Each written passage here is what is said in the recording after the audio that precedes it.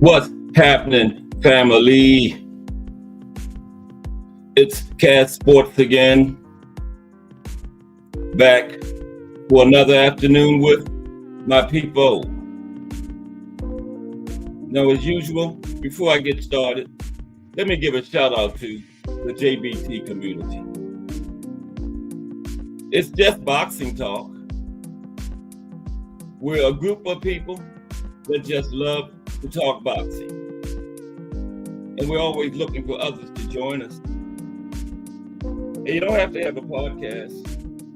The only requirement is you just have to love to talk boxing. That's all. That's all. Miss Cass, hashtag JBT. Guy Walker Boxio, hashtag TWT, the winning team. Salute and welcome to another episode of Cat Sports, the Box Historian. This is the Tuesday afternoon edition. How's everyone this afternoon? Salute Skywalker Boxio. How are you, my brother? Good to see you. Hope everything's going on well with you over there on your Fire channel. Member of the winning team. Salute to Skywalker Boxio, hashtag TWT. Today, we're going to be talking about the decade of the 1970s. You know how we do it, a little history on it. Talk about some fights and significant events that happened during the decade. And then do a profile on about 10 of the top fighters that competed during the decade. Be in boxing news. Salute. Welcome to another episode of Cat Sports, the Box Historian. I'm going to start a little earlier today, about 2:15. A lot happened in the 70s. I got a lot of fights and significant events to talk about today. So like I usually wait till 2:30 for a few more people to get in. Give it till about 2:15 today. Got a whole lot to cover. Al Booger in the building. Salute Al Booger. Welcome, bro. Talking about the 70s. The golden era of the heavyweight. Muhammad Ali returned to the sport, remember? Came back and took his place as face of the sport once again. That's what we're going to be doing today. You know, Monday through Friday, 2 o'clock, it's the box story. Okay, and that's me, your friendly local box story. Salute Thomas Hill, hashtag JBT, the mayor of YouTube. Has stopped by to hear about those 70s. I'm going to be starting about 2:15 today because a lot happened in the 70s. Got a lot to talk about. Appreciate everybody for stopping by today. Give me that support. Really appreciate it.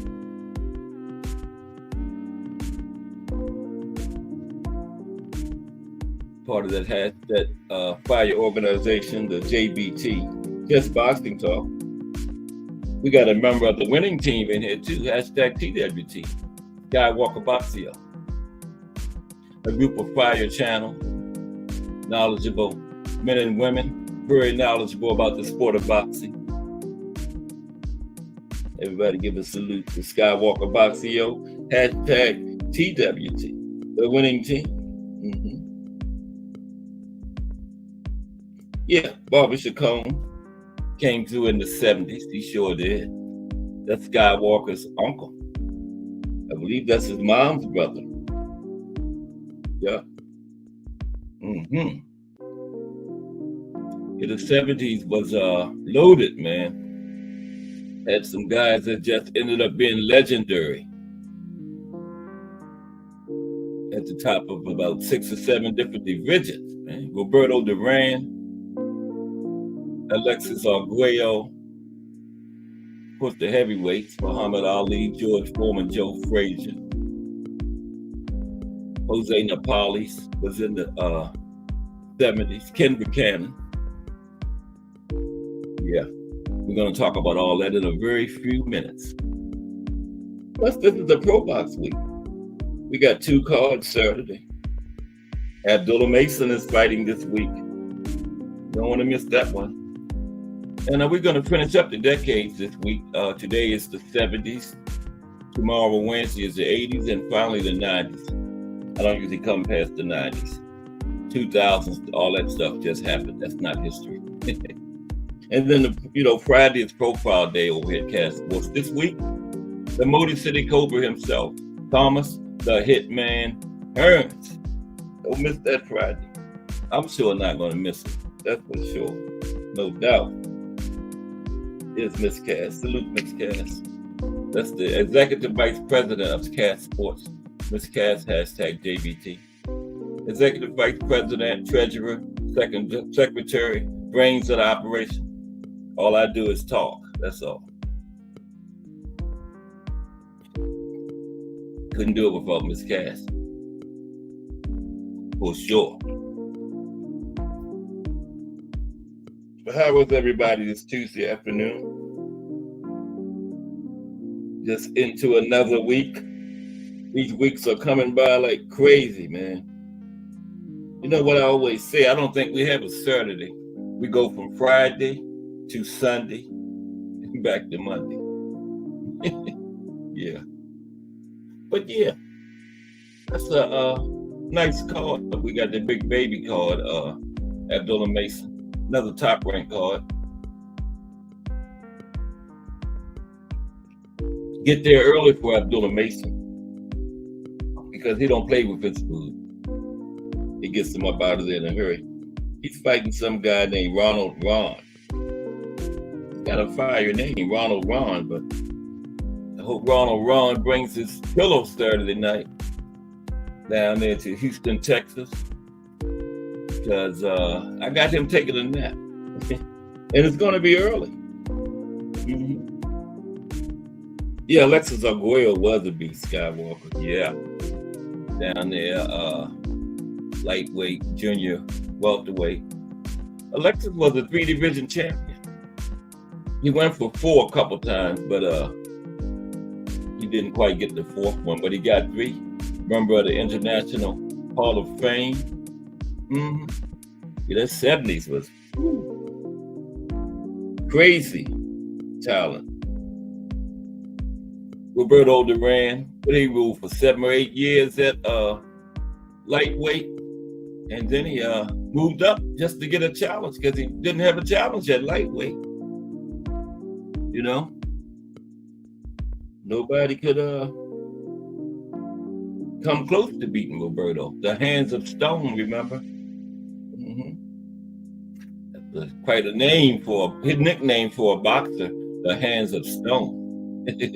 Wow. Went up to welterweight and took Sugar Ray Leonard's belt from him. Mm-hmm. Yeah. Roberto Duran was a tough man. Roberto Duran. Yeah, I remember those 70s.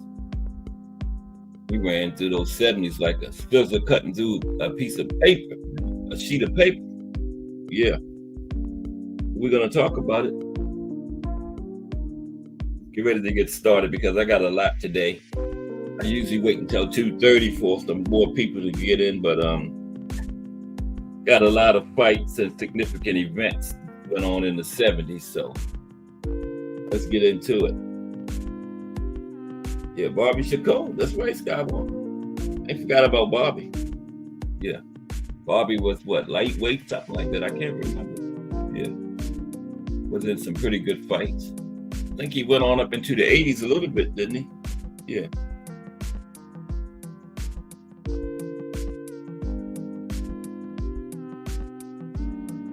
True kid.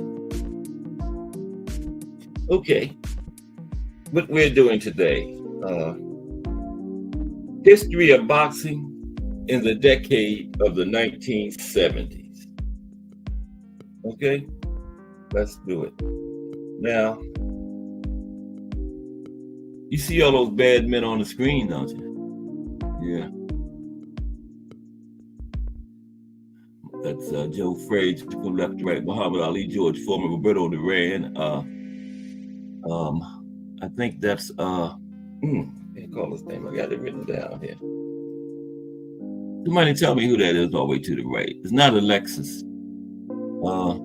Esteban de Jesus. Is that him? I think. Mike Masick in the building. Salute Mike Masick. Welcome to another episode of Cat Sports, the Box Story. Let's just get ready to talk about the 70s. Couldn't wait till 2:30 today, Mike, because I got a lot. The 70s, a lot happened in that decade. A lot of significant events and big fights happened. So I'm starting right now. Salute to Mike Mason in the building. Always in the building. Got a good little group of heavyweight supporters in here already, so let's go. People will be dwindling in as we go along.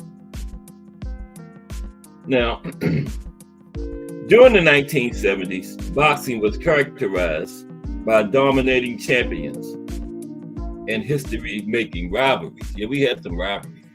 We had Ali, Frazier, Roberto Duran, Esteban de Jesus, Arguello. He had a big rivalry too. I got it in here. Alfredo Escalera, yeah. Alexis Arguello, Alfredo Escalera. And just about all of them was trilogies. Yeah.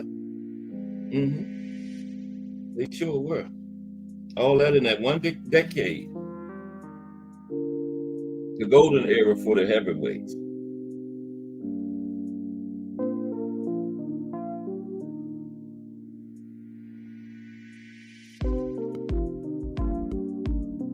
Okay. Yeah, the 70s was characterized by dominating champions and history-making rivalries. Okay. Now, the decade had many superstars, like I was just talking about, who also had fierce rivals. Alexis Arguello had he won the world featherweight title and junior lightweight titles in the 70s, and he had to overcome Alfredo Escalera twice in the 70s. Roberto Duran and Esteban de Jesus squared off in a classic trilogy. Yeah, if you're into watching old fights, those are three good ones. And those three fights were over a 5-year period in the 70s. Excuse me. And it would be almost criminal if I didn't mention Muhammad Ali classic rivalries with Joe Frazier and Ken Norton in the decade. Okay. Both of those were trilogies. Yeah. And I think, I don't think Ali ever beat Ken Norton. You know, as far as I'm concerned. The closest he came might have been the second fight, but that first and third was, well, Norton, they gave Norton the first one, but the second and third, they robbed him. Now, you can make a good case for Ali in the second, but the third one, no, that was Norton. Yeah. Yeah. They had 3 newspaper men sitting at ringside judging the fight outside of the judges, right? And all 3 of them went for Norton. Everybody was in shock, booed when the decision came off. That was the third one. That was in Yankee Stadium, remember? Yeah. I don't think Ali ever beat Norton.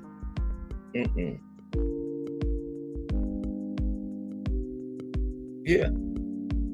It sure was super stacked of killers back around that time. Guy Walker. That. Yeah, like you say, super stacked. Not stacked, super stacked. Okay. Now,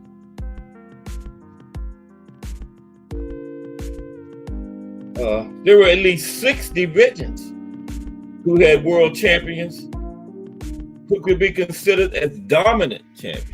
Not just champions, dominated the division. Okay, the bantamweights had Carlos Durante. Super bantamweight had that was just created in 1976, by the way. They had Wilfredo Gomez. That's who that is. No, I'm not. I think that might be Wilfredo. I'll let you know in a bit. But the super bantamweights had Wilfredo Gomez. He won the title in 1977. And he kept it until he left it vacant in 1983. Okay. The same thing Roberto Duran did. He had it for about 7 years at lightweight until he decided to vacate it because he couldn't get a challenge there. Lightweights had Roberto Duran. He won it in 72. Like I said, vacated it 7 years later in 679, still champion. And he vacated it to seek championships at other weights. And he was successful at welterweight, beat Sugar Ray Leonard himself in the first fight. Now, Roberto Duran had arguably the greatest reign ever at lightweight. Okay. The junior welterweights had Antonio Cervantes, who reigned as champion twice in that division. The middleweights had Carlos Monzon, sometimes referred to as King Carlos, because of his 7-year reign as champion. Okay, at middleweight, King Carlos Monzon. The light heavyweights had Bob Foster, just full of dominant champions, man. And of course, the heavyweights, Muhammad Ali, who ruled twice between 1974 and 1979. Okay, all those dominant champions was in that one decade, 1970. Incredible, man, incredible. And all these champions not only dominated the 70s, but every one of them ranked among the best ever in their divisions, okay? Ever. Every name I just mentioned are Hall of Famers, legendary. Anytime you're talking about best ever in any of those divisions, all those names are one of the first that come to mind, no doubt. Now, another aspect of boxing in the 1970s is that the decade is considered by many to be the best ever for the heavyweight division, right? Ali returned from his suspension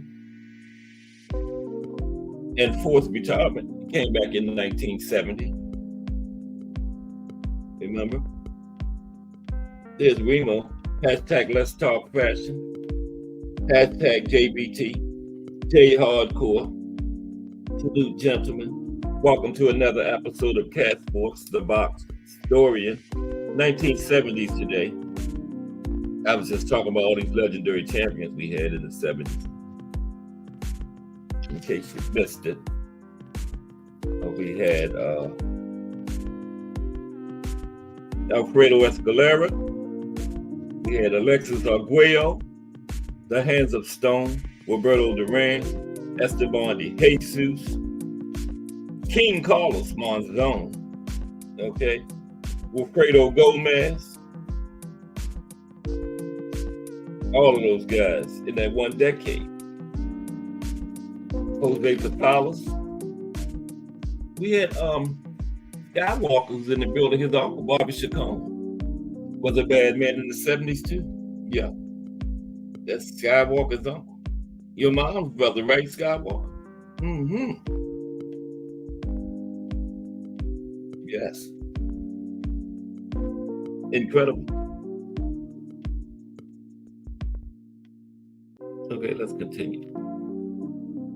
But welcome to everybody. I started a little bit early today because the 70s, a lot happened. I got a lot of fights and significant events to cover today. And yeah. We're still going to get the hashtag Let's Talk Fashion preview at 3:45 because that's tomorrow. Coming around again. We have to wait a week for it, but it's time again for another fire. Hashtag Let's Talk Fashion. And take it from me, I guarantee you it's going to be fire, okay? Can't be anything but fire. Okay. Yeah. And like I said, all these champions rank among the best ever, all-time elite in their divisions. Okay. And like I was saying, another aspect of boxing in the 70s was that the decade was considered by many to be the best ever for the heavyweight. They call it the golden era of the heavyweight. You know, Ali came back, took his place back at the top as the face of the sport.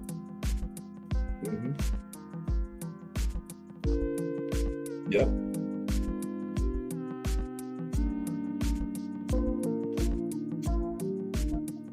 Yeah. Okay. Joe Frazier was world champion when Ali returned.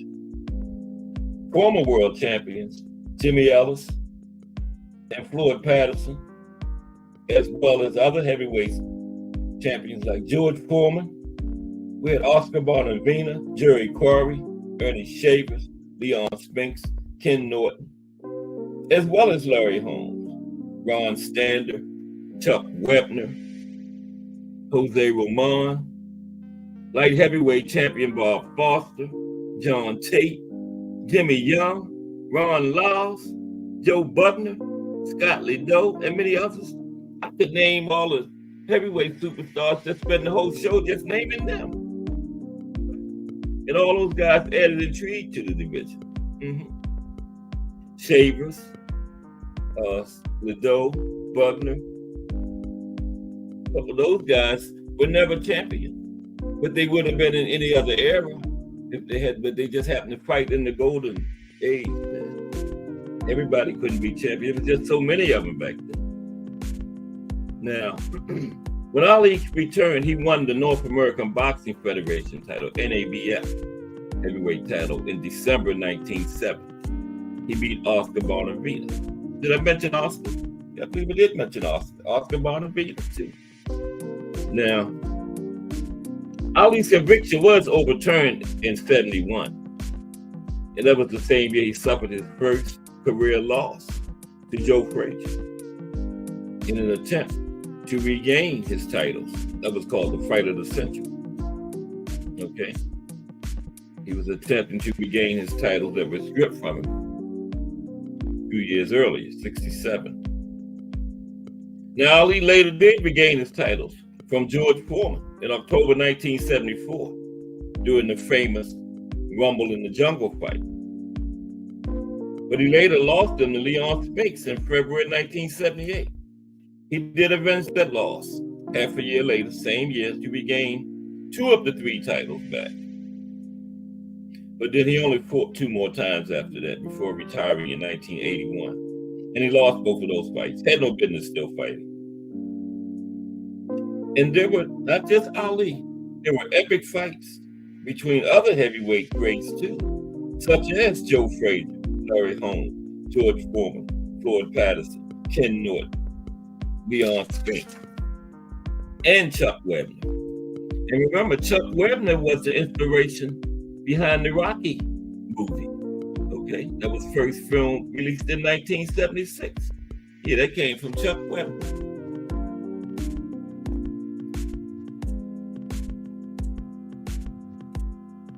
Freestyle Media Sports, hashtag JBT in the building. Scrapbook Boxing in the building. Welcome to Freestyle Media and Scrapbook Boxing. First time I've seen Scrapbook Boxing. Welcome to Cast Sports, the Box Historian, and to the JBT community. Just a group of people that love to talk boxing. Everybody give a salute to Scrapbook Boxing.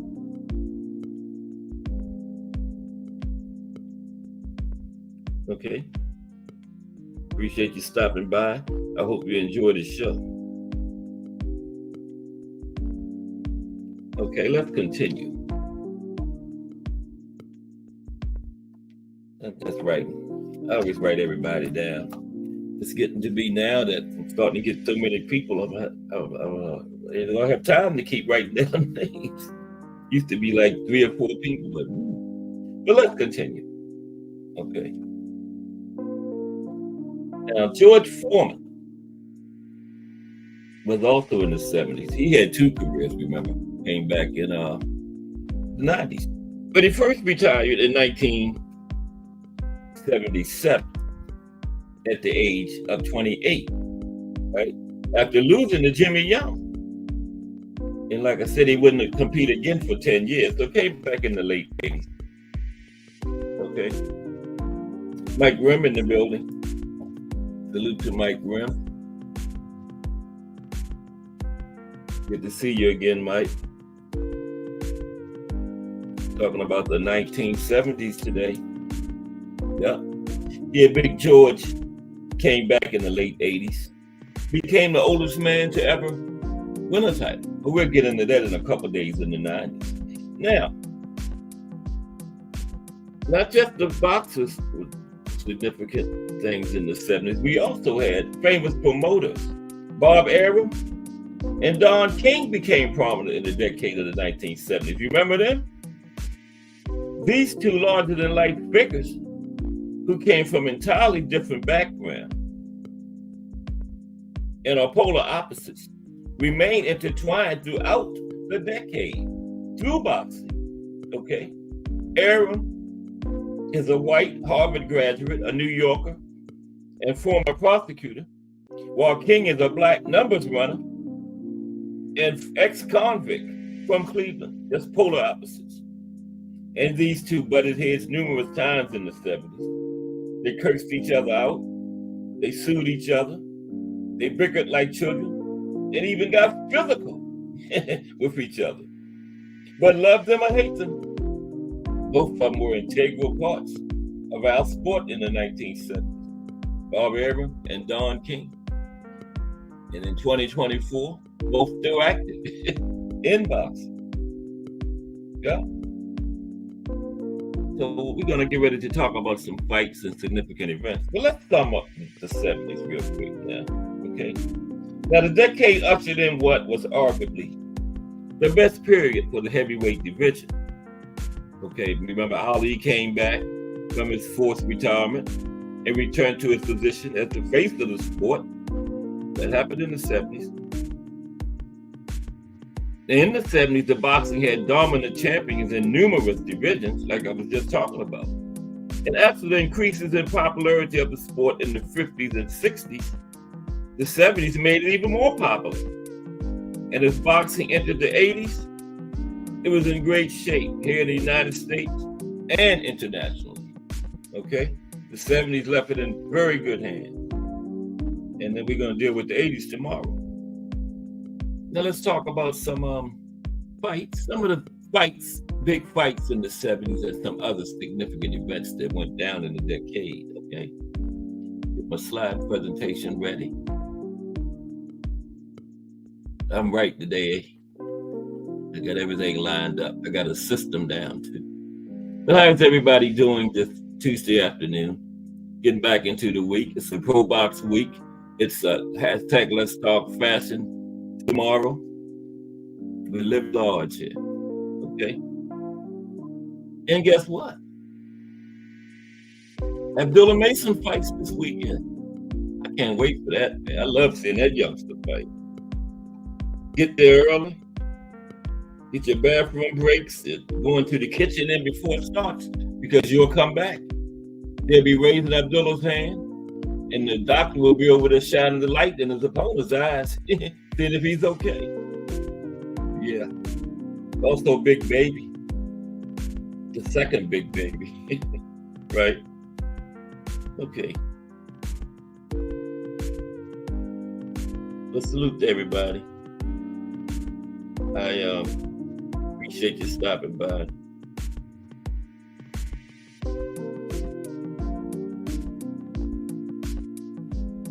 Scrapbook says, I was in the second row of all the names you mentioned. The second row of all the names I mentioned.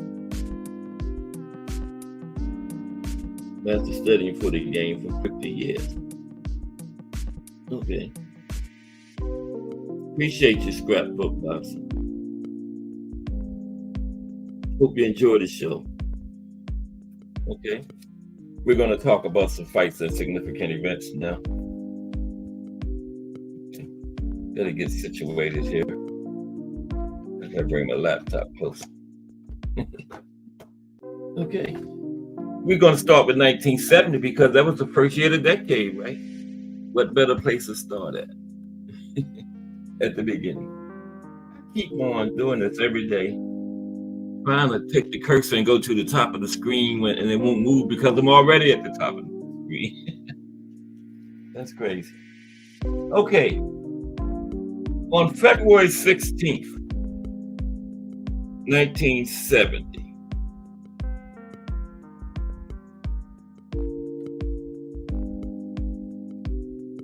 there's Muhammad Ali. Man, how did I get all the way down there? Pardon me. I just told y'all I had everything straight, but I didn't. There we go. Joe Frazier and Jimmy Young. February 16th, 1970, Joe Frazier becomes world heavyweight champion by knocking out Jimmy Young in 5 rounds at New York City's Madison Square Garden at the Garden. Okay.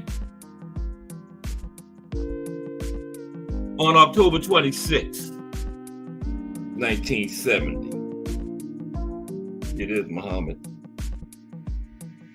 What happened, Cass? I want to know. That was Muhammad Ali's first fight back from his 4th retirement, his suspension and all that, remember, in 67. And he got a 3-round stoppage of Jerry Quarry with the Quarry brothers. It was 3 of them. I'm going to drop the music down a notch. Excuse me for 1 second. There was 3 Quarry brothers. Ali fought Jerry in his first fight back from his suspension from boxing. Ooh, I got a lot of slides today. That's why I started early. Let me take this down some for you. Bill Knuckles told me to turn it down one time. And I turned it down. Bill Knuckles said, sheesh, turn that down, Cass. Yeah. Okay. Let's get back to our slide presentation. Here we go. Now, next up, on December 7th, 1970, here's Muhammad Ali again. He's not in all of them now. But on December 7th, in the 15th and final round, Muhammad Ali knocked Oscar Bonavita down 3 times and earned the win at the Garden. Okay? Let's go to 1971.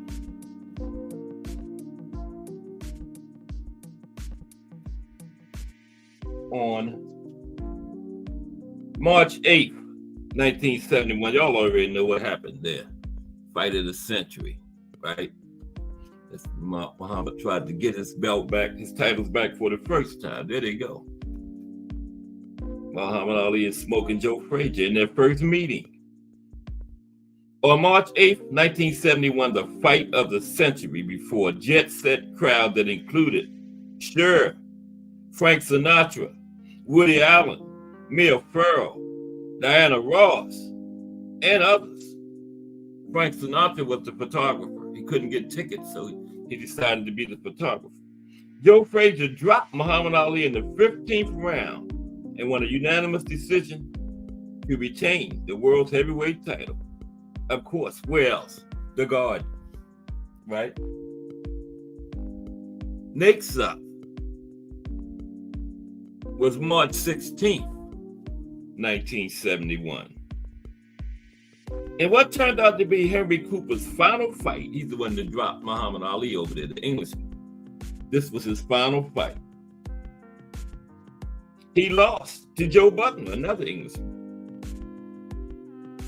Buckner beat him in a controversial 15-round decision, as Buckner became the British Commonwealth and European heavyweight champion. That was in London, Cooper's hometown. Man lost at his hometown. On May 9th,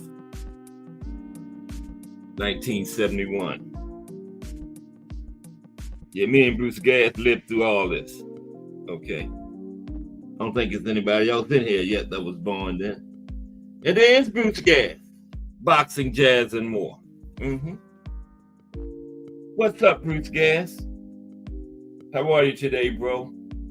Always good to see Bruce Gass in here, because that's another great history channel, and that's where the Boxstorian goes to get his history. No, Joe Bugner, Alberga, Bugner.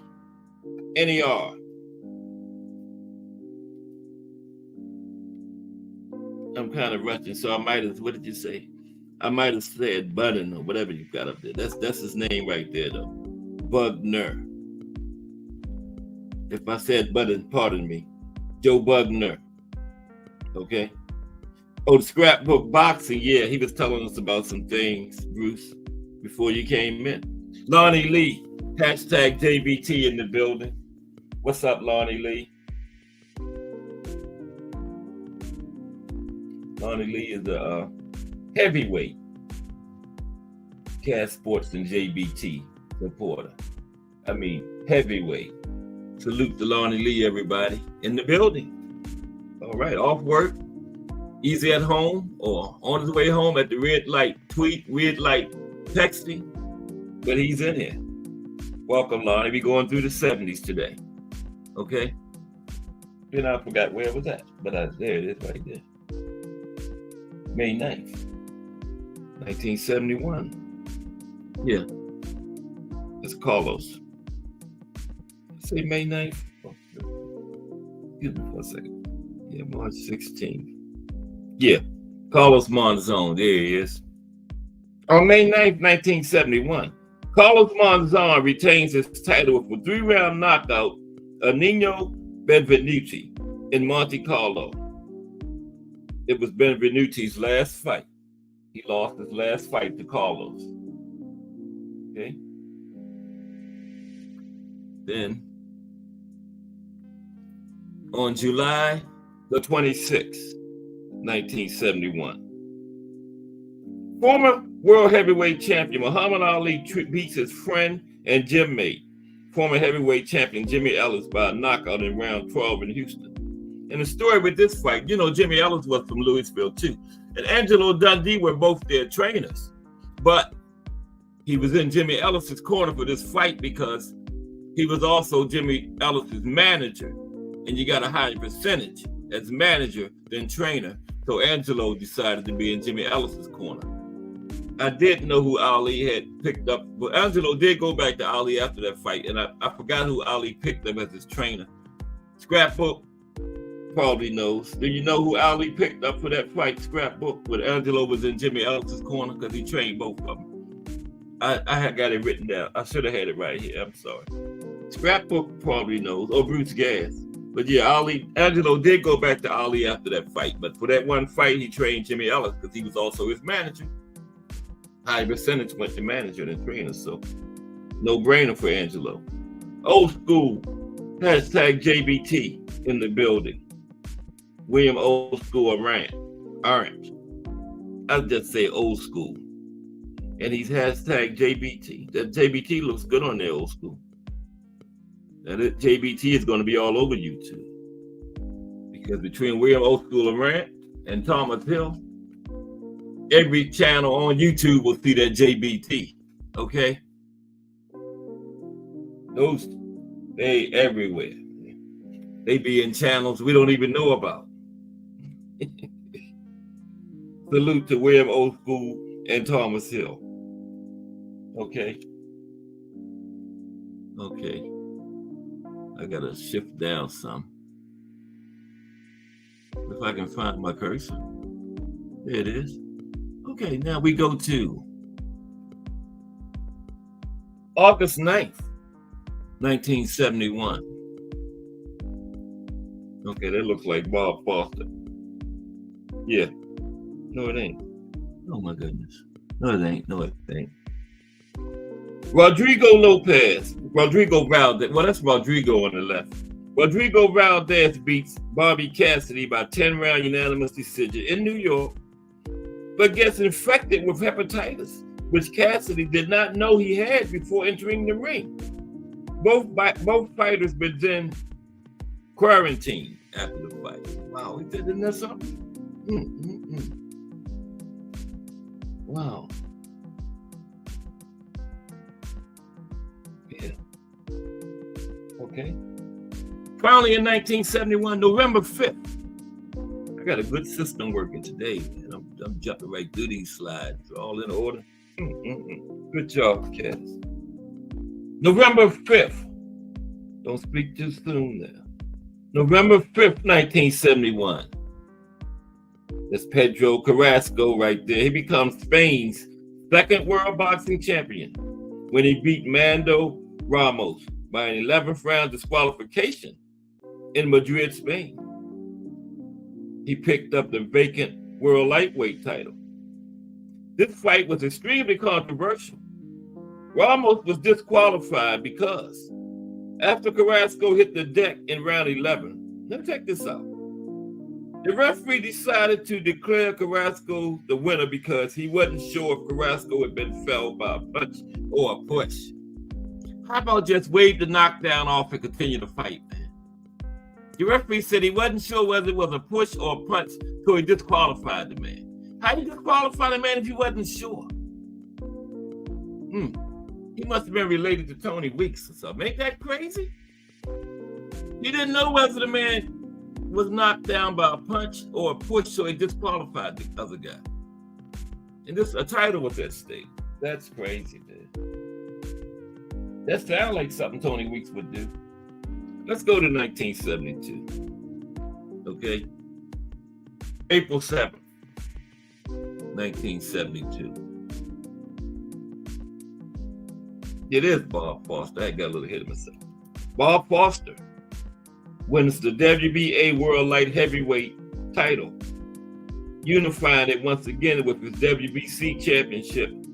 He already had WBC, picked up the WBA, he knocked out Vicente Rondon in 2 rounds in Miami.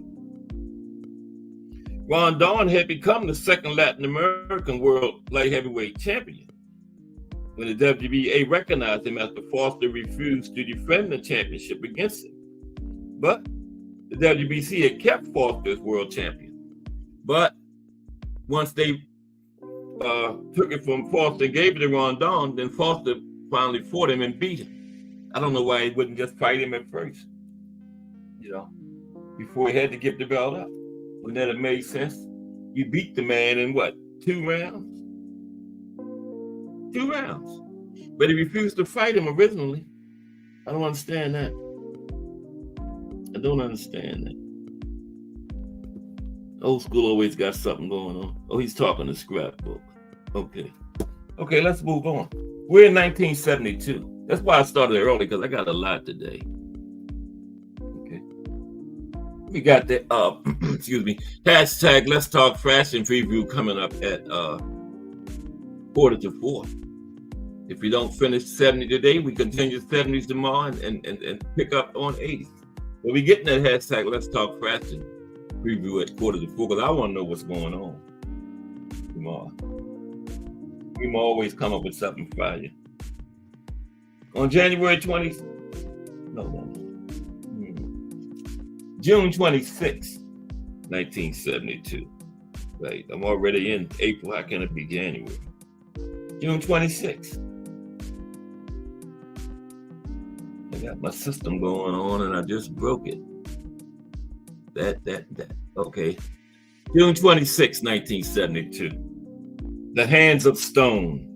Roberto Duran was the first of his 4 world titles, knocking out WBA World Lightweight Champion Ken Buchanan in 13 rounds in the Garden. The fight has a controversial ending. Many believe that the punch with which Duran ended the fight was actually low and that he should have been disqualified. But the other man gets disqualified in the other fight because the referee wasn't sure whether it was an illegal punch or not, so he disqualified the man. They say Durant hit the man low and got the belt. Go figure. That's boxing, but we love it. But we can complain. On January 24th. No, I keep doing that. I want to get to that January date so bad. That's 73 though. January 20th, 1972. Okay?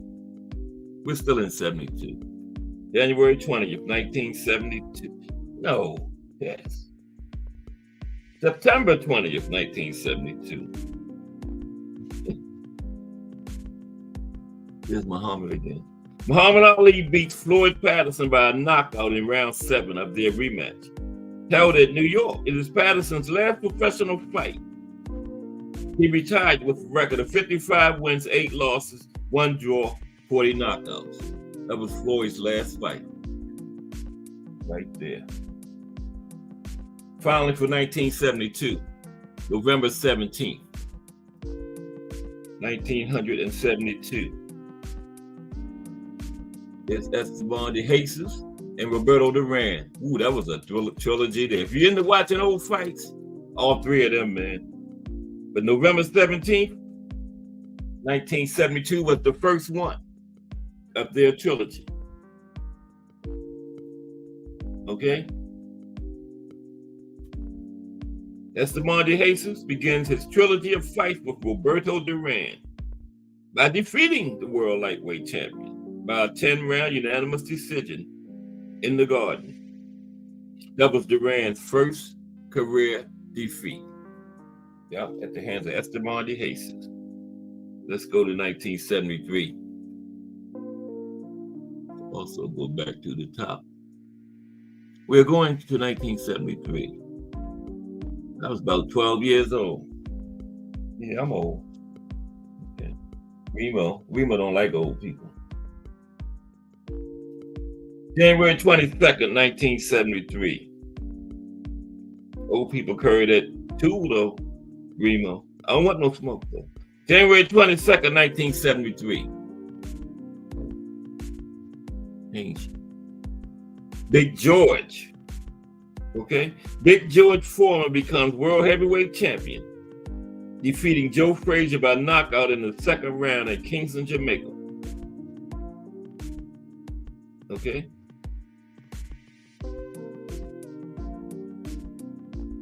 Kingston, Jamaica. It's the first fight ever shown on HBO. Okay, that fight right there. Big George and Joe Frazier. Was that the one he knocked him down 6 times? I knew he fought twice, but Big George won that one. On January 24th, 1973. Okay, this guy here. WBA World Flyweight Champion Masayo Oba dies after his car collided with a truck in Tokyo, Japan. At the time of his death, he had a record of 35 wins, 2 losses, 1 draw, with 15 knockouts. Yeah, he had a bad tragic accident over there in Japan. Passed away on us. Okay, March 31st, 1973. There's the jawbreaker there. Ken Norton becomes the 2nd boxer to defeat Muhammad Ali, breaking Ali's jaw en route to a 12-round split decision. It looked like the jaw-breaking punch right there, too. See, don't it? Yeah. On September 1st, 1973,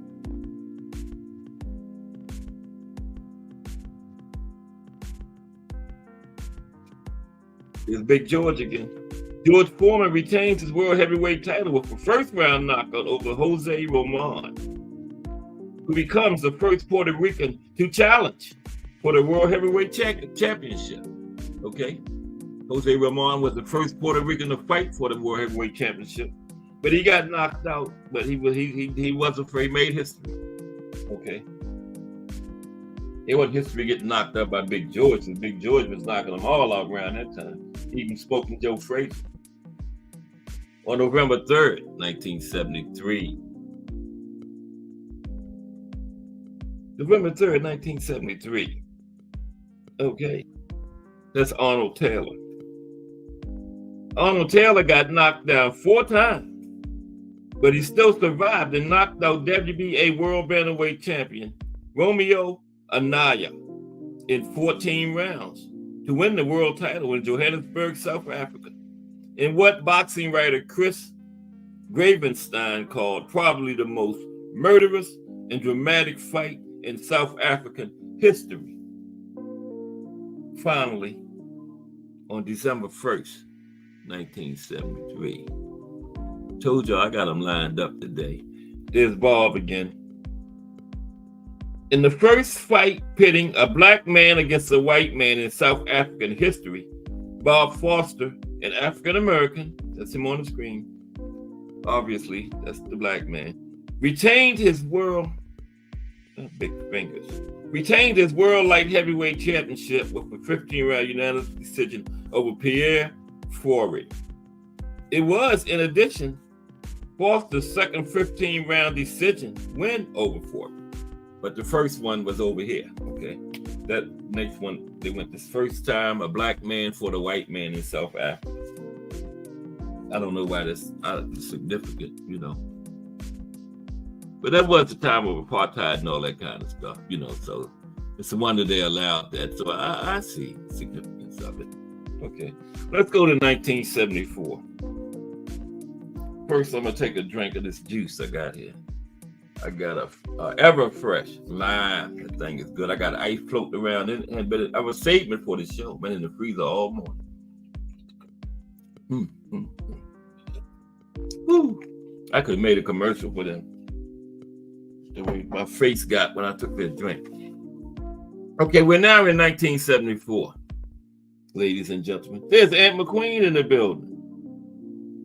Salute to attentive Aunt McQueen from Casual's Corner. I'm all the way at the bottom of the page again. Gas Sports is growing a little bit. Okay, salute Aunt McQueen. Now, we're going into 1974. Okay.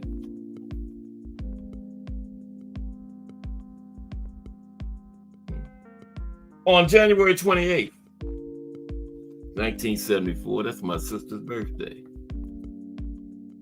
She was about, what was she, about 15 then, I guess. There you go. So what happened on that date? That was the second one. Second fight. Didn't really have a name for that one. Muhammad Ali avenges his defeat to Joe Frazier, beating Frazier by a unanimous decision in 12 rounds at the Garden. The first one, when he lost to Frazier in the fight of the century, was his first career loss. Okay, for Ali. So he avenged it. Okay, then on July 17th, 1974. Appreciate everybody rocking with me today too. Really appreciate it. On July 17th.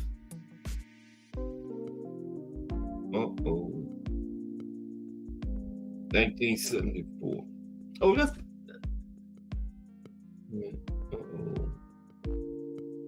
What did I do? Bob Foster stairs. I don't know how I skipped way down here like that, but that's where it's supposed to be. Bob Foster, cast. July 17, 1974. Bob Foster is knocked down in round 13, but still retained his world light heavyweight title with a draw with Jorge Ahumada in Albuquerque, New Mexico, home of Skywalker. It was Foster's last championship defense. Yep. Last defense for Bob Foster. Let me see. October 30th, 1974. Oh, here we go. Yeah, I'm right. We had the, or not. I done got off track a little. The Rumble in the Jungle. Muhammad Ali regains the World Heavyweight Championship, joining Floyd Patterson as the two only boxers to achieve such a feat. One of the second men to win the World Heavyweight Championship twice. Knocked out Big George Foreman in 8 rounds at Zaire. That was the rope-a-dope fight, remember? Robodo. Lay on the ropes. Let Foreman punch himself out. Come off ropes. Knock Foreman out. Okay, November 23rd, 1974. I done got a little out of whack here. It should be Alexis Arguello. There, yeah, I'm back right. Alexis Arguello. There he is. Alexis Arguello wins the first of his 3 world titles, knocking out Ruben Olivares in the 13th round. And also, Alexis became the first Nicaraguan world boxing champion. Now, Alexis was a 3-time champion. He tried for 4 2 times, but he couldn't get past Aaron Pryor. Okay. Yeah. I'll tell you, it's 3 o'clock. On December 7th, 1974. I don't know where this time gets to, man. But on December 7th, 1974. Okay. Victor Galindez becomes the 3rd Hispanic light heavyweight champion. Okay. From Argentina. He beats Len Hutchins by TKO in the 13th round. He got the vacant WBA title. Go to 1975. Okay. On March 24th, 1975. Okay. Now this is the fight I talked about earlier. The fight that inspired the movie Rocky. With a young Sylvester Stallone sitting at home watching Muhammad Ali retain his World Heavyweight Championship with a 15-round knockout over underdog Chuck Wepner. But not without suffering a 9th-round knockdown. Okay. Ali got knocked down, but he won, and that's the fight that inspired Rocky. That's Chuck Wepner there on the right. He was the inspiration for Rocky, for Sylvester Stallone. And see how that worked out. Rocky was, they made like 7 of them. I think they went a little too far, but it was a good movie, but made a little bit too many of them, I thought, you know. But who am I? I'm just Cass Sports, your friendly local box story. Okay. On March 30th, 1975. Yeah, Jose Napales retained his world welterweight title with a highly controversial and suspicious 12-round technical decision over Armando Muñoz in Acapulco, Mexico. Although no one knew for sure, when Napales' facial cuts, which caused the fight to be stopped, happened, it was decided they were probably the result of a headbutt in round 3. Therefore, instead of giving a world title to Muñoz by technical knockout, it was decided to check the judges' scorecards, and Napales was ahead on points, making him the winner by technical decision. Okay. Let's scroll down again.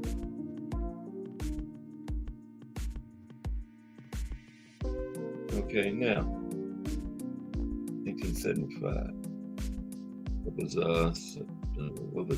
date was that? March 30th. Okay, we're going to April 26, 1975. Big George. George Foreman stages a boxing exhibition against 5 different boxers, including former Joe Frazier challenger Terry Daniels. He beats the 5 men by knockout. Big George.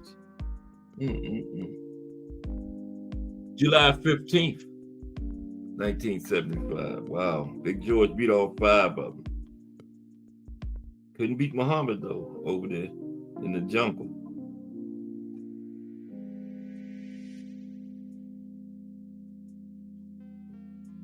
Did I change it? No.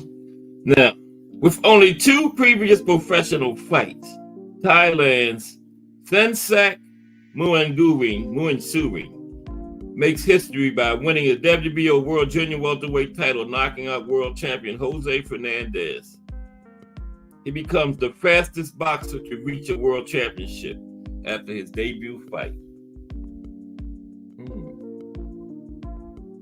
On August 23rd, 1975,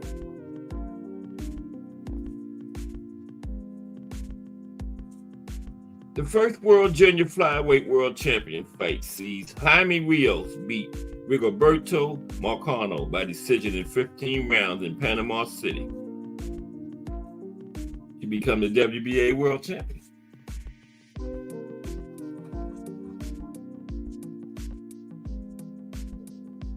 Okay. Oh, good time. 308. September 20th. I think September 20th, 1975. Yeah, that's him. David Cote becomes Ghana's first world champion. First champion from Ghana. He defeated Ruben Oliveira by a 15-round decision. Finally, for 1975, on September 30th, the Thriller in Manila. Muhammad Ali retained his World Heavyweight Championship in the rubber match. Beat Joe Frazier by TKO in round 14 in Manila. Ali compared this fight to being next to death. And Frazier threw his towel in first because Ali said he wasn't coming back out for the 15th round either. He had told Angelo Dundee to cut his gloves off, but Angelo Dundee wouldn't do it. He told him, look at Frazier over there across the ring. But Ali was like, he still wasn't going back out there. Frazier would have waited a little longer, he might have won the fight. But he threw his in first. Right? Jump to 1976. Okay, we're winding down. January 26, 1976. We got some profiles of some guys that campaigned in David Poison Cote. That's what Bruce Gass said. He was poisoned. This is January 24th, 1976. Big George again. George Foreman recovered from 2 4-round knockdown and beat Ron Lau by a knockout in the 5th round. That was a good fight, long as it lasted, though. Lau had also suffered a knockdown in the 4th round. It was 3 knockdowns in the 4th round. Foreman went down twice, Lau went down once, okay? And that 4th round was picked as round of the year by the Ring magazine. Also was fight of the year. Okay. And it was held at Caesar's Palace, which would become known as the home of champions. It might have been the first fight at Caesar's. First major fight at Caesar's Palace. Yeah. Okay.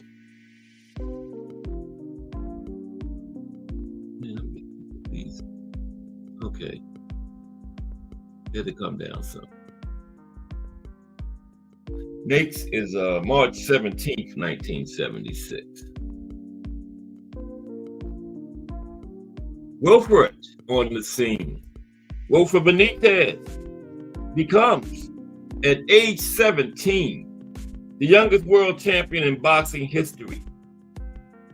And he won his first of 3 world titles, defeating the WBA World Junior Welterweight champion Antonio Cervantes, 15-round split decision. Wilfred was 17 when he won his first title. Wow. That's amazing. I believe he's probably still the youngest. Tyson was youngest at heavyweight, but he was 20, remember? On April 3rd, 1976.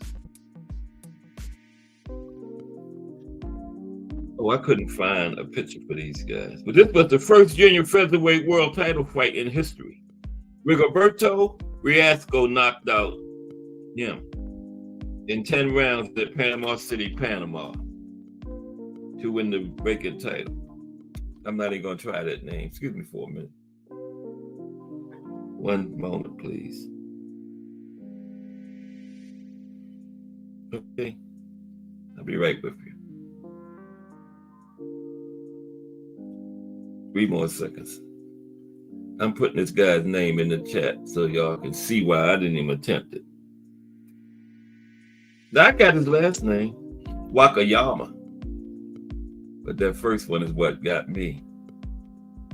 But that was the guy who, he was one half of the first junior featherweight title fight. He lost to Rigoberto Riasco. Him right there. Okay. Okay. Then on May 24th,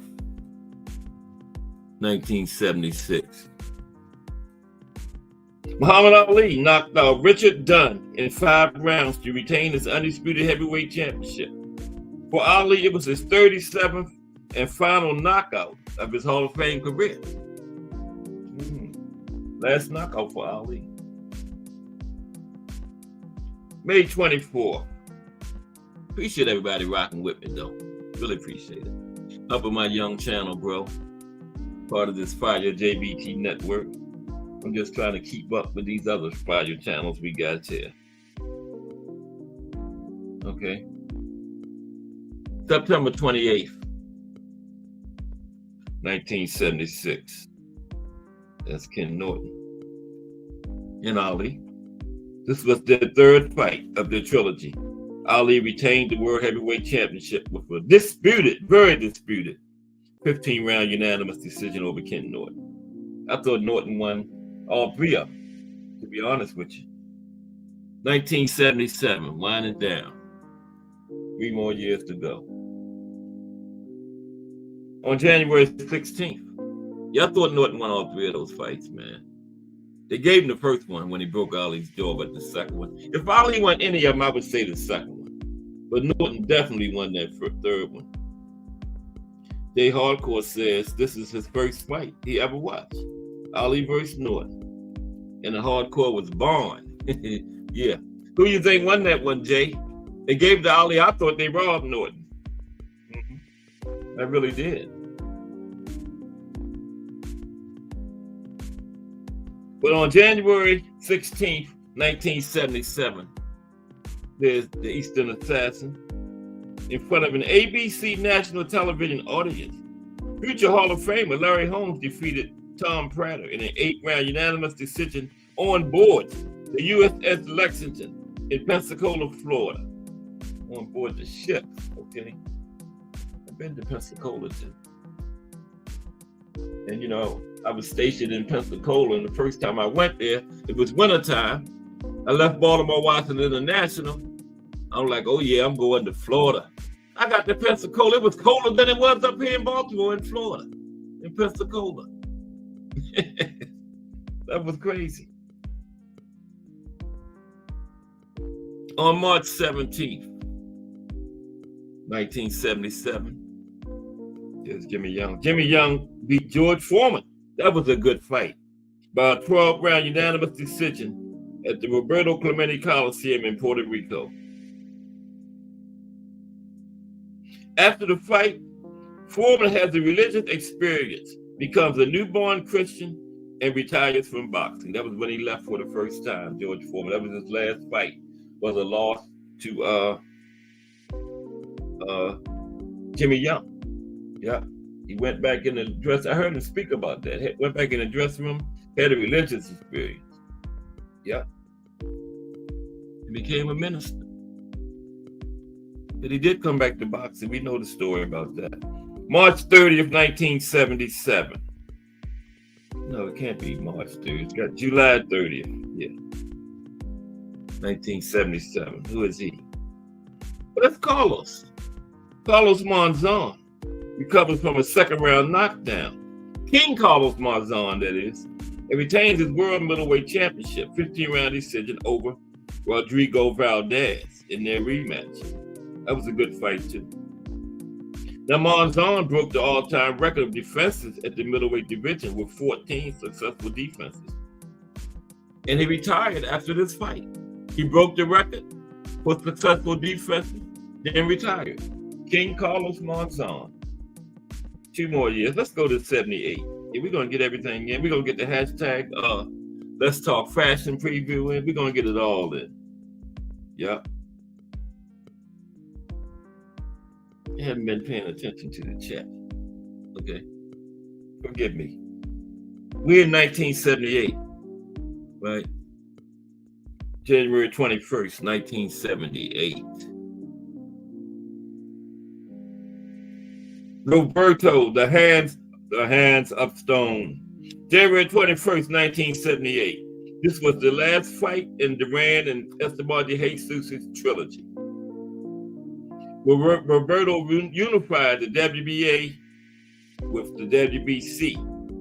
Esteban had the WBC by defeating Esteban by a knockout in the 12th round.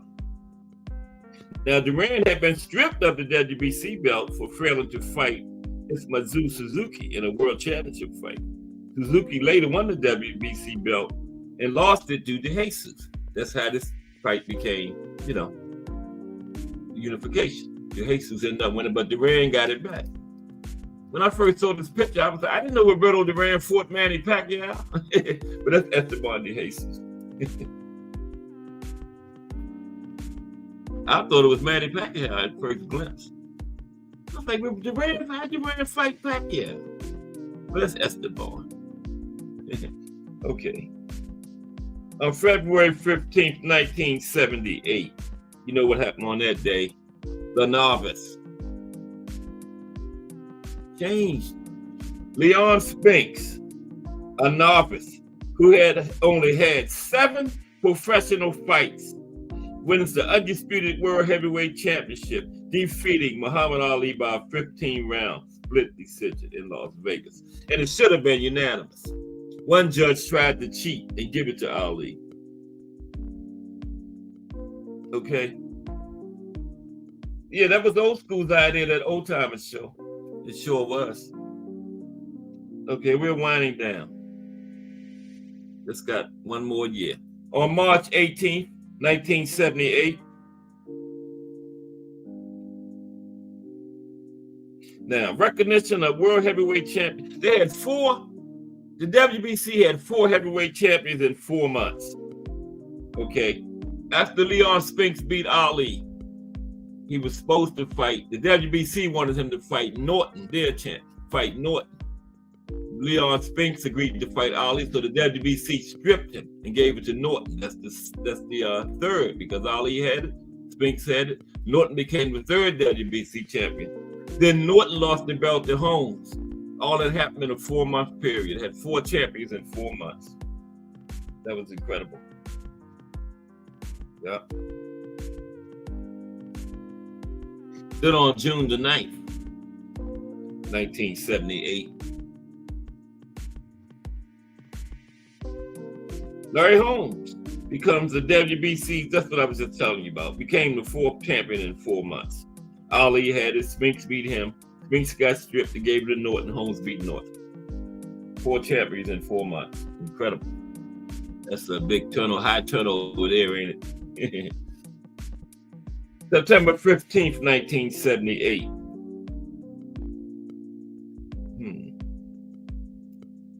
Pay that no attention. Muhammad Ali makes history, becoming the first boxer to be World Heavyweight Champion 3 times by beating novice Leon Spinks by a 15-round unanimous decision in the rematch. So Ali was the first 3-time heavyweight champion. Finally, October 28th, 1978. I think that's this picture here. Yeah. In an eagerly anticipated fight, Wilfredo Gomez delivers what many consider the greatest victory ever by a Puerto Rican boxer, knocking out Carlos Zarate in 5 rounds to retain his WBC Super Bantamweight title. Finally, 1979. February 4th, 1979. I might have got out of place, but it took me almost slideshow to mess up. So let's see. I might not have. Oh, look at that picture up there, Cass.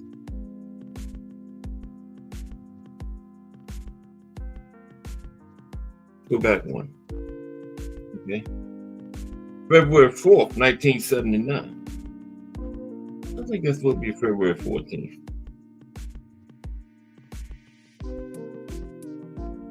Well, we'll get it together. Oh, no. I'm right. Yeah. The rematch between Alexis Arguello and Alfredo Escalera, that's them on the screen, has exactly the same result as the first fight. Arguello retains the WBC World Junior Lightweight title with a knockout in round 13. Exact same thing happened in the first fight. And both fights were picked by the Ring magazine among the 100 greatest fights of all time. Okay? And that was in 1994. On June the 17th, 1979. Okay.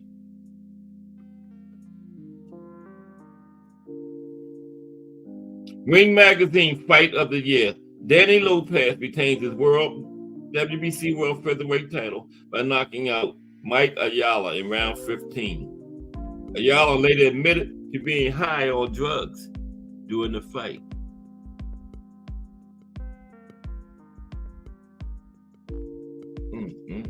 Ayala. June 22nd, 1979. That's Ayala there, I believe. Yeah, that's Ayala. He admitted later he was high. And then two more. June 22nd, 1979. Roberto Duran beat Carlos Palomino by a 10-round decision. It was Palomino's last fight for the next 18 years.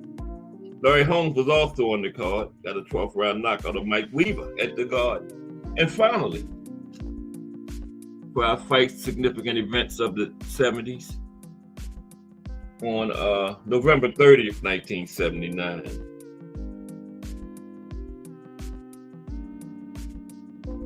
Okay.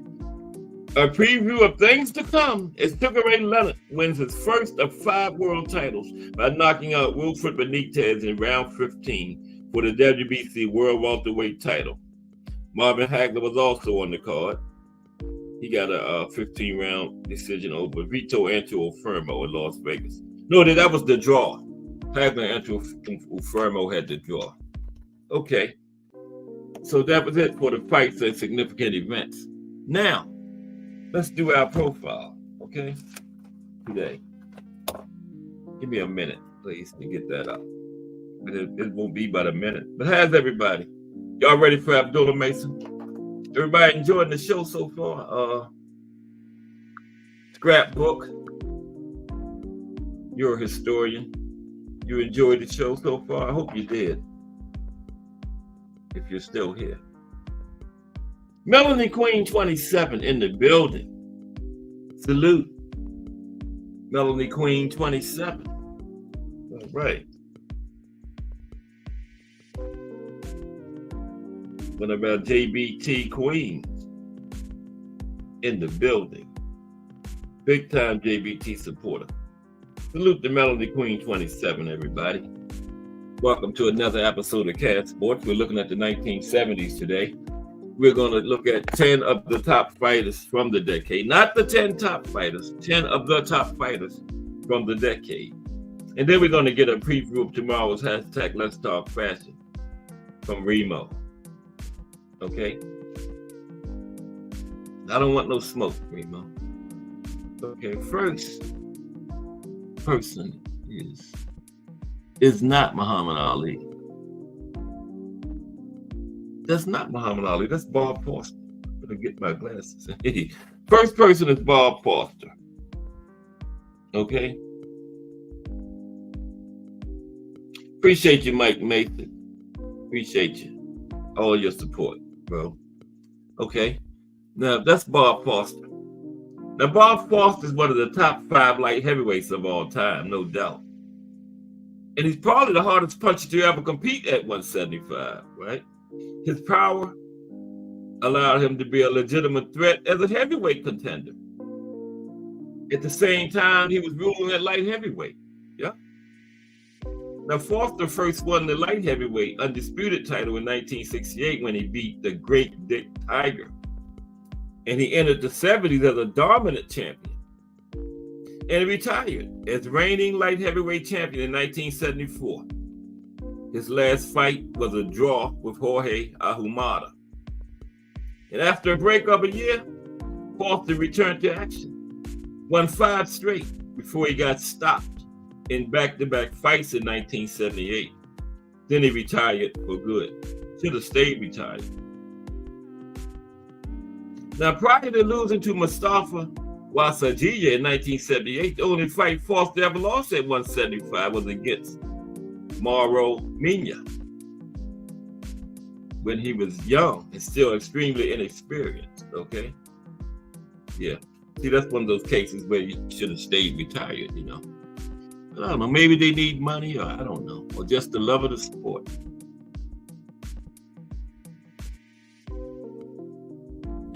I did it again. They wouldn't move, trying to get it to the top. It's already at the top. Okay, next up, Jose Napoles. Napoles. Napoles, okay? Jose, he ranks among the top welterweight champions in history. He reigned almost continuously as the undisputed welterweight champion for more than half a decade. Okay? He captured the title from Curtis Coates, a good name, Curtis, in 1969 and defeated the legendary Emma Griffith in his first defense. Emma was kind of old at the end of his career at the time, but he's still on his record. It's not going to say that on his resume. It's just going to say Emma Griffith. Not going to say anything about old or past the prime. Okay. Now, he lost the belt briefly in December 1970 when he lost to Billy Backus by TKO due to a cut. He had a bad cut over his eye, so they stopped it and gave it to Backus. Okay. However, he won it back 6 months later. He stopped Backus in the 8th round. He went on to reign at 147 pounds until losing to John Stacy in his last fight in 1975.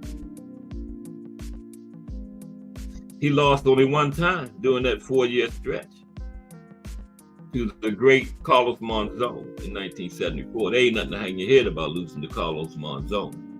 Okay? That's King Carlos Monzon, by the way. Next, Smoking Joe Frazier. Not Frazier. Frazier. Smoking Joe Frazier. Okay? And there he is. Smoking Joe. 1964 Olympic gold medalist, Tokyo. Joe Frazier posted a record of just 8-4 for the decade of the 70s. But 2 of those losses came to George Foreman and 1 to Ali, so, you know, that was a brutal matchup for Smoking Joe. And the other 2 came to Ali. Only ones he lost against was Foreman and Ali. Against Ali, well, in the 70s, that is. Frazier was the greatest, most difficult opponent Ali ever had by Ali's own admission. Now, Frazier entered the 70s as a dominant, undefeated heavyweight champion. He defended the belt against Ali successfully in the fight of the century in 1971, which was the biggest fight of the trilogy. Floored Ali with his signature left hook in round 15. Came away with unanimous decision. And nowadays, Frazier would probably be a cruiserweight because he was small. Now, the decade of the 70s stand out as one of the greatest in the sport's history. And it wouldn't be so without Joe Frazier in it. Next, Carlos Zarate. Carlos. There he is. Carlos Zarate. One of the greatest bantamweights of all time, and one of the biggest pound-for-pound punches in history. Carlos Zarate had 2 knockout streaks of 20 or more fights during the 1970s. 2 of them, 2 20-fight knockout streaks or more. No other fighter in the sport's history has ever done that.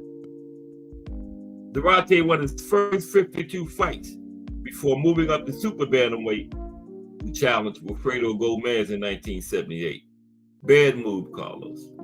At the time of their meeting, Gomez and Zarate had a combined record of 73 wins, no losses, 1 draw. And get this, 73 wins, they had a combined 72 knockouts. Now, Zarate dropped his bantamweight title to Lupe Pintor in 1979 by split decision. He would remain active for much of the 80s, but he would never again win a world title, ending his career with back-to-back losses to Jeff Fennick and Daniel Zaragoza, while challenging for super bantamweight belts. By the way, Gomez won that matchup too. I forgot to tell you so. And next up is Wilfredo Gomez. Here he is, Wilfredo Gomez. Okay, we got the don't leave everybody, because we got that hashtag Let's Talk Fashion preview coming up in 15 minutes. I guess Remo's still in here. So if he ain't, he better get back in here by 3:45. Okay. 6, Wilfredo Gomez. Now what's up, Remo? I know I don't want no smoke. Wilfredo Gomez.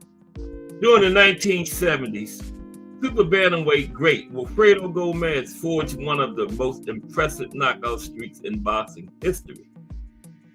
After drawing in his first fight in 1974, get this, Gomez knocked out 32 straight opponents, including Dong Kyan Yum, to capture the WBC super bantamweight belt. Knocked out 32 straight people. Who does that? In 1978, Gomez stopped bantamweight legend Carlos Zarate. That was what I was just talking about. When I said bad mood, Carlos, yeah. Gomez stopped him in 5 rounds to give him his first career loss. Gomez never lost in the 70s, okay? He finally lost in 1981 to Salvador Sanchez. And that fight, you'll hear about that tomorrow, but that was fight was thought to be officially the beginning of the Puerto Rico versus Mexico rivalry. And the Mexican Salvador Sanchez won that. Now, Gomez wasn't the same force in the 80s that it was in the 70s. Though he did get 2 more world titles, featherweight and super featherweight. And for his career, he never lost below 126, okay? Never lost below 126. Alexis Arguello is next. Other names such as Azuma Nelson, Flash Allarday would deserve a mention, but ultimately, it's hard to see anybody first at super featherweight other than El Flaco Explosive. That means the explosive thin man. That was what they called a whale. He was one of the most dominant and exciting champions of the 1970s, okay? Won his first world title in 74. We talked about that a little earlier. He beat the great Ruben Olivares, stopped him. In 1978, he moved to super featherweight and took the belt from Alfredo Escalera in a bloodbath. Yeah, that's another good one. If you like, that was worse than Zoo and the Towering Inferno the other week. This bloodbath. E-Class in the building. What's up, E-Class? I am now on the back of the page. But thank you for returning, E-Class. Hope you enjoyed the show the other day. And hope you enjoy the rest of this one. There's Remo. I just lost, but seems like nobody cared. Nobody cared about no old back then, Remo. If somebody beat you, you wanted to have a rematch. Told them they couldn't do it again. And if you beat them, you wanted to fight them again to prove it wasn't no fluke. Nobody cared about this old nonsense. But that's this era. It's just ridiculous. And Arguello defended the belt by stopping such exciting and good contenders, great as in the era, as Bobby Chacon, Skywalker's uncle, Ruben Castillo, and Rafael Limon. In the 80s, Arguello would go on to win a 3rd title at lightweight, but he couldn't get that 4th one because he lost to Aaron Pryor twice. Yeah, he couldn't get that 4th. But he was 3-weight world champion. Okay. Step it up. Next, big George Foreman. George Foreman won an Olympic gold medal, 68, Mexico City. And he quickly emerged as a dominant force in the heavyweight division as the 70s began. 73, he captured the title, gave Joe Frazier his first loss. And the way he dispatched Frazier remains among the most stunning heavyweight title wins in history. He battered Smoking Joe, dropped him 6 times in the first 2 rounds, made similar quick work of Ken Norton, hammered Frazier again, and his career came to an end after his famous loss to Ali. He fought a couple more times in the 70s, but was never, nothing significant anymore. He had a couple good fights though, but never got back to the big George he was before Ali. But he got back to him in the 90s. Next is Carlos Monzon. King Carlos Monzon. He was a middleweight champion. He's another member of this list who deserves serious consideration as the best all time in his weight class. I would probably put him behind Sugar Ray Robinson and Marvin Hagler at middleweight, but yeah, he's up there. Top 5 for sure, probably the number 3. But I can't put him in front of Sugar Ray and Hagler, nah. He got the undisputed middleweight title in 1970 when he stopped the great Nino Benavides, okay? Defended against Emil Griffith twice, Benny Briscoe. Retired as champion in 1977 after beating the tough Rodrigo Valdez. 2 more to go. Next is the Hands of Stone, Roberto Duran, which is Manos de Piedra, but it's the Hands of Stone in English. Probably best known today for his legendary work in the 80s. Handed Sugar Ray Leonard his first loss. Remember that one? 83, went 15 grueling rounds with Hagler. Yep. And Hagler was running through people around that time, but he didn't run through Duran. He was a destructive force in the 70s, though. He combined relentless aggression, fight-ending power, and brilliant technical ability. He could box. Ran through the division. Lost just once in the 70s to the crafty Esteban de Jesus, but he won the other 2. If Jesus won the first fight of the trilogy, Duran won the second 2. Okay. And finally, Muhammad Ali.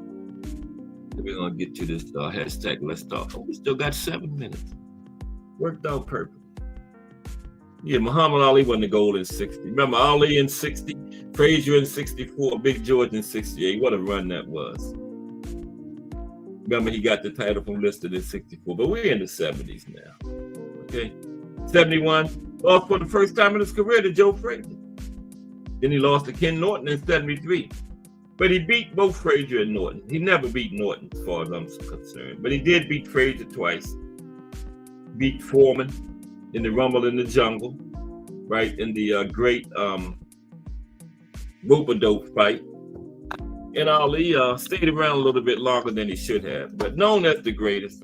I call Joe Louis the greatest for that what he had in the 40s. I'm gonna drop that link in. And this is not just for Remo now. It's to get the hashtag Let's Talk Fashion Preview, but anybody can hit the link and come up. Okay? Let me put that in. Hope everybody enjoyed the show. I always enjoy bringing them to you. 2 o'clock has become my favorite time of day, 2 to 4. We got The Voice coming up in about 15 minutes. And remember, this is early in the JBT day. I'm just the second act. We got The Voice at 4. We got Jay Hardcore back in the Hangout at 8. And then the Mighty Rise podcast closes it down at 9 p.m. That's Monday through Friday. But yeah, you still got a lot more going on today in the JBT, okay? Still early. So get your popcorn and your drinks and stuff and sit back and listen to this JB Network. Put it down. No, not down, put it down. Listen to this JB Network, put that boxing talk down. That's what it is. It's just boxing talk, y'all. That's all. 2 o'clock Shorty, the box story, all that. Okay. Bear with me for a minute. Get this link in, copy and paste. I'm going to get it right the first time. I remember one time I had trouble putting this is how good we got the technological, analytical part covered in the JBT. I was having trouble putting my link in, right, one time. Aunt McQueen put it in for me from New York somewhere. Put my link in the chat. Yes, he did. So we got that technological, analytical covered with Aunt McQueen, Remo, and Jorge Finks. I was struggling trying to get it, and I looked up, the link was in the chat, and it was backstage. I was like, what? But I appreciated it. The bad man. And also, that's Casual's Corner's at McQueen, too. Don't forget that. You got to turn on your notifications. He don't have a set time. He just stops anytime. I like that format. Just stop, drop a live anytime. You know what I mean? I like that. And there's the link for everybody. We're getting a hashtag Let's Talk Crash and Preview, but this is for anybody that wants to come up and chop it up or chop it down or whatever you want to do. I'm here. Remo will be here in a couple of minutes. We're going to see what's happening on hashtag Let's Talk Fashion tomorrow. No, it's going to be fire. It's always fire. Okay? Always fire. And remember, www.richthreads.com. That's Remo's clothing line. RICHE.THREADS. I ain't gonna spell it wrong, Remo, because I got it written down right there. But I hope everybody enjoyed the show today. I always enjoy bringing it to you. Cat Sports, The Box, Dorian. Boxing Talk, Monday through Friday, 2 to 4 p.m. Followed by The Voice. You're welcome, Scrapbook Boxing. Every day, 2 to 4. You get a chance, stop by. Oh, there's Jay Hardcore. Oh, Jay, I can't find the curse. Oh, there it is. The one and only Jay Hardcore is now in the building. What's up, Jay? Hey. What's happening? Not too much. Just chilling. Bringing this boxing talk. You enjoyed the show today? Oh, man, I've been enjoying it, man. You took me right back down memory lane. Yeah. Oh, you said that was your first fight that Norton and Ali, the third one, right? 3, yeah, man. That broke my cherry, man. That was my first fight. I remember sitting in my mother's room in the big green chair, watching it on black and white, man. Black and white television. Right. Yeah. Okay, there we go. Yeah, well, I'm with you though. I believe Norton won that fight. Yeah, I do too. I don't think Ali ever beat. Ali maybe won the second one, but the third one, no. What's up, fellas? We got BN Boxing News and Remo in the building. All right. Good afternoon. Good afternoon. What's happening? Good afternoon. BN Boxing News. Okay. What's popping, fellas? What's happening? What you got for us before we get to this hashtag Let's Talk Fashion Preview? Nah, I'm just coming on, man. I was just trying to, I was coming on, see what the topic was.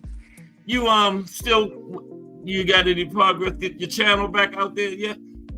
Yeah, man. I mean, what I'm doing right now, man, I'm just popping up, just like I'm just popping up like Aunt McQueen. Okay. Like I popped up this morning about 5:30 this morning and did a little something. Okay. Yeah, so just got your notifications on, then I guess, Yeah, I got to make sure because I was up. Okay. Yeah, I did something at 5:30 this morning, so it's just. What did you talk about? What you talk about? It was about that Baumgartner stuff. Okay. Yeah, so. I'm gonna go back. I'm about to go back and watch that. Yeah, no doubt. Yeah, I'm gonna do something again probably late tonight about Jared Anderson. I want to do something on him. All right, let us know, man. Okay. What's up, Remo?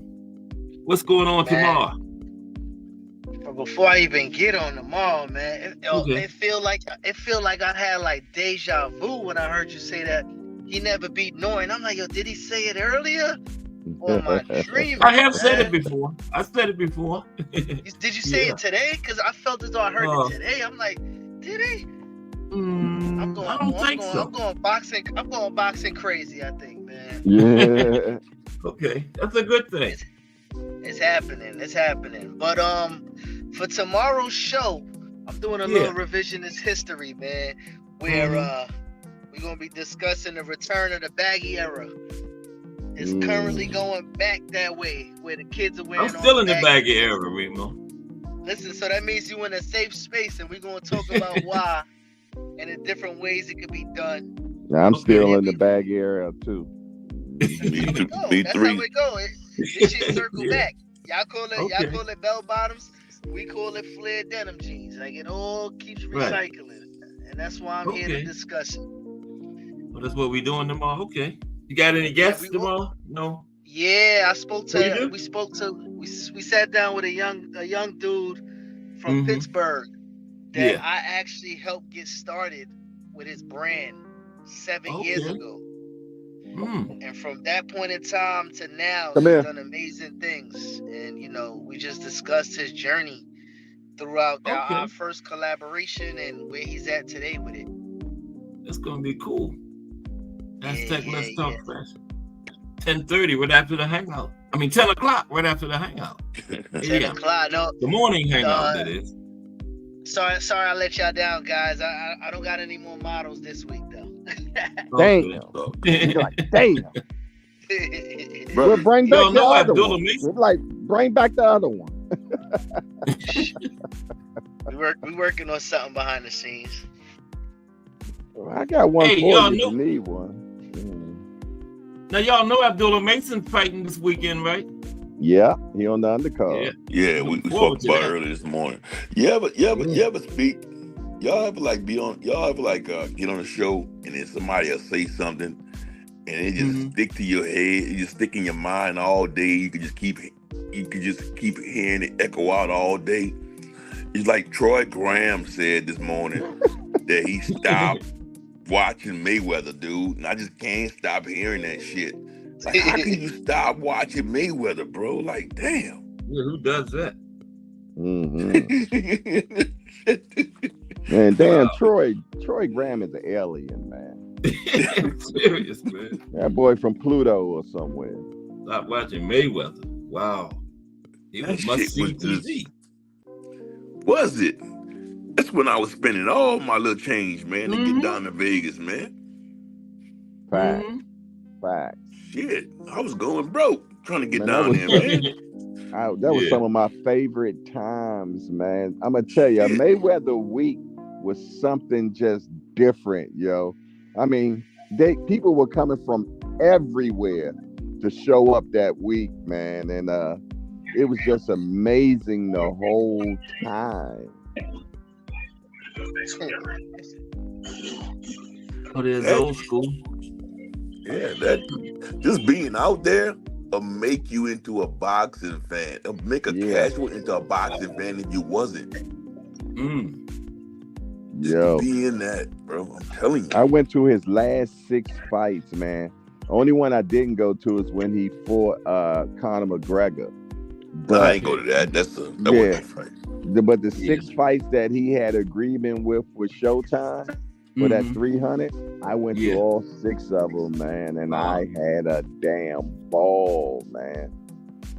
I still got a lot of the paraphernalia from that, man. All the I was going to ask you about that. You must have read my mind, Jay. That's what I'm going to ask you about. Yeah, I got all that stuff, man. All that stuff from the key, because they gave us the things for your doors at the MGM. The thing that you hang on your door to say "Do not disturb." Right. They had the pictures of him and whoever he was fighting, and then the key that you slide into the lock that had a picture of that. You know what I'm saying? And then when you was in the press conference, the press conference and the weigh-in, they gave you fans, and on each side of the fan was one side was Floyd, the other side was his opponent. Wow. Let me get you, Jake. Huh? I was there when they had the stampedes. I was at 2 stampedes. You was at 2 of them. They had 2 stampedes, bro.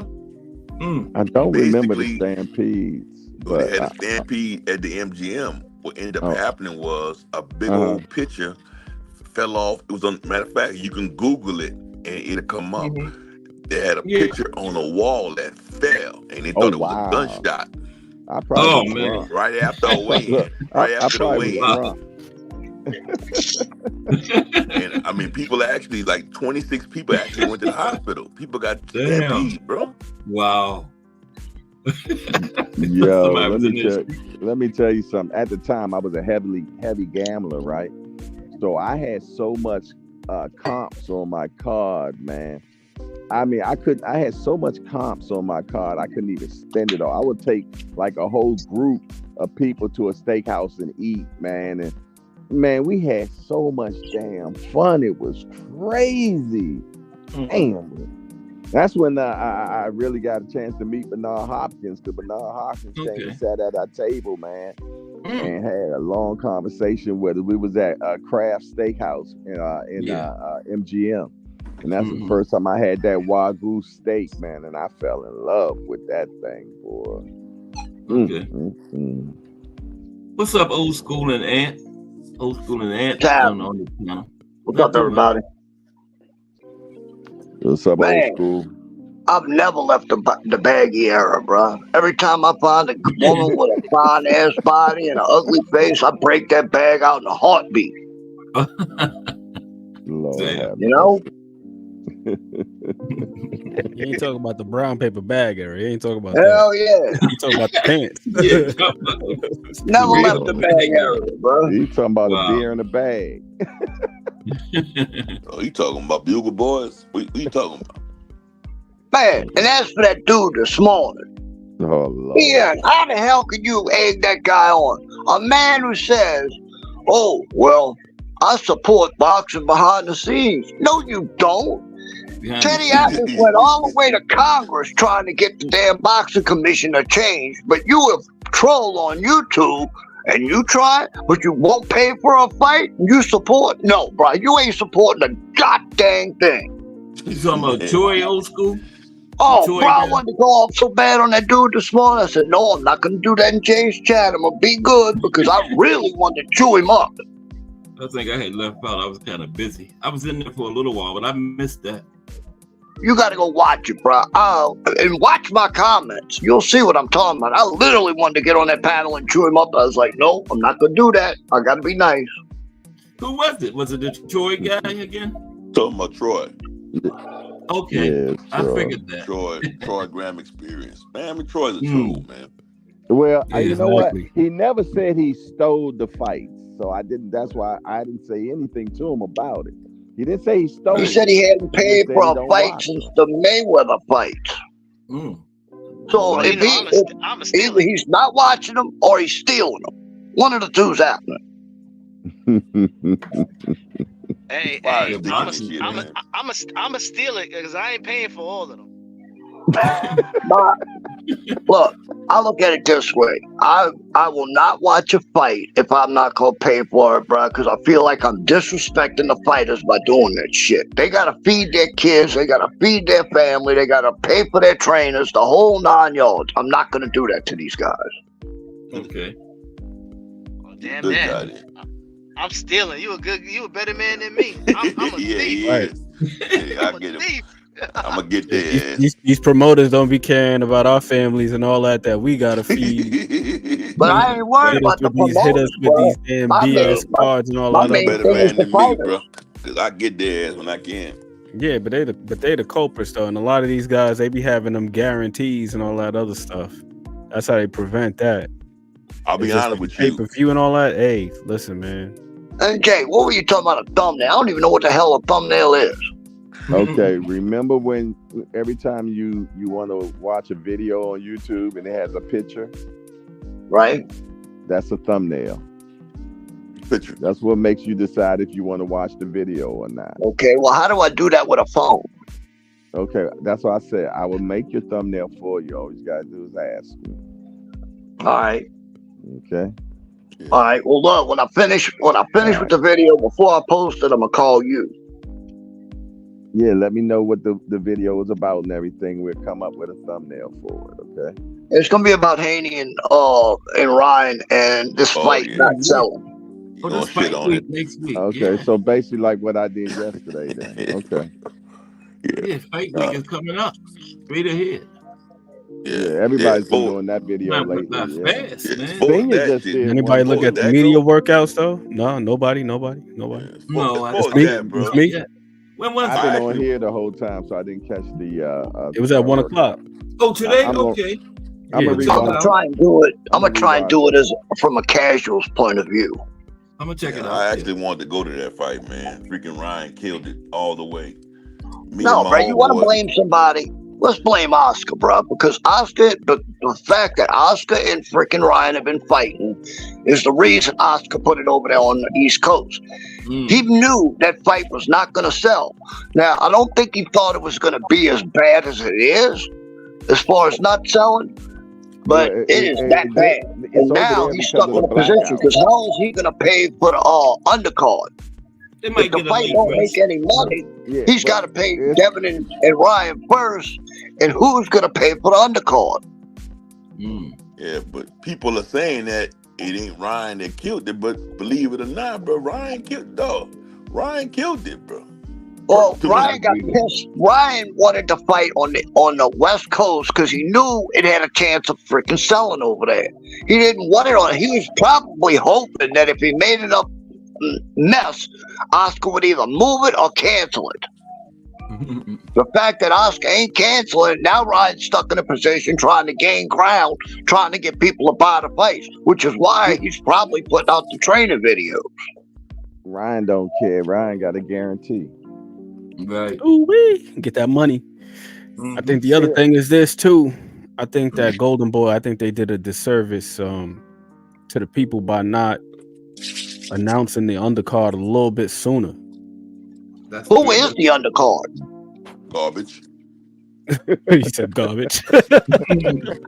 Well, it's got to be, because if you can't pay for the fight, it's got to be garbage. They're going to have to put fighters in there with absolutely that nobody's heard of, that they're not going to want any kind of real money. I mean, It is what it is. Okay. I think also with it being in New York, they should have taken into consideration like who was going to be on the undercard, whether it be like a native or even somebody that people in New York will get behind. Like when I went to that Shushu fight, a lot of people were there from Brooklyn to see him, and he wasn't even on the main event. But then in the main event, Abraham Nova, he's Puerto Rican, and the Puerto Ricans came out in droves to come see him. So it's like you got to understand the market. Got to understand the market. And strategic marketing you're talking about. What he should have did was since Virgil didn't really get any rounds, he should have told Virgil, wait for a quick turnaround and throw Virgil on the side. That would have been cool. Yeah. Even with this Richardson Hitchens and Lemos fight, like that just happened this past Saturday. You know what I mean? They couldn't have waited like another 12 days to put that on the Ryan and Devin undercard. The only thing with that is that Golden Boy is solely doing the promotion. Eddie don't have nothing to do. He could have asked for that. That's what I'm saying. Like, that would have made sense. Like, I'll help you make this card bigger by giving my fight another look. Imagine if you had Virgil on there with that last fight that Hitchens had and Ryan. Now it makes sense. Exactly. I mean, especially since Dev is with who? With Matchroom right now? Yeah, he's with he's not. No, he's signed. Who's he with? He's not never with nobody. He just No. I mean, like I understand like the 3-fight deals and all that stuff, but regardless of such, the length of the contract, you still with whoever you with, even if it's for a short window. He said it. He said it alone. He was just like he's still whatever. He's with this one. He's signed with Oscar for this one, but I don't know how many fights it's for. I thought Ryan only has one fight left with Oscar. That's why all of this is going down. Nah. I doubt that. He trying to get out of here, whatever he got going on. He ain't in the clear because he was trying to sue him to get out. If it was one fight, he wouldn't have to go through all of these hoops and ladders to do that. Look, there's one possible way of saving this. They need a good co-main. I mean, a really good co-main. Old school. We got the voice coming up. But go ahead, finish your thoughts. No, I think the only way to save this is they need a really good co-main. If they can put together a really good co-main event, it might save this. I thought they already put the undercard out or something. No, it's over. It's over. They announced some of the fighters that were on the undercard, but I don't think they announced their opponents. Oh, okay. Which is like so weird. Like they had Arnold Barbosa on there, and they had I can't remember what the other guy's name. Yeah, but they didn't announce who they're fighting, so we don't even know who they're fighting yet. Only 2 weeks to go. Less than 2 weeks. It's like the Cracker Jack box. Like when you get that, you don't know what's in it. Right. It's something. So you get the prize and open it up. Yeah, it's like we know Arnold Barbosa's on there, but we don't know who he's facing. Charles Conwell is on there too. But it's like, I know Taylor's got a fight. But maybe if they put something like AB versus Josh Taylor on the undercard for the co-main. AB, Rona? They need a big name, dude.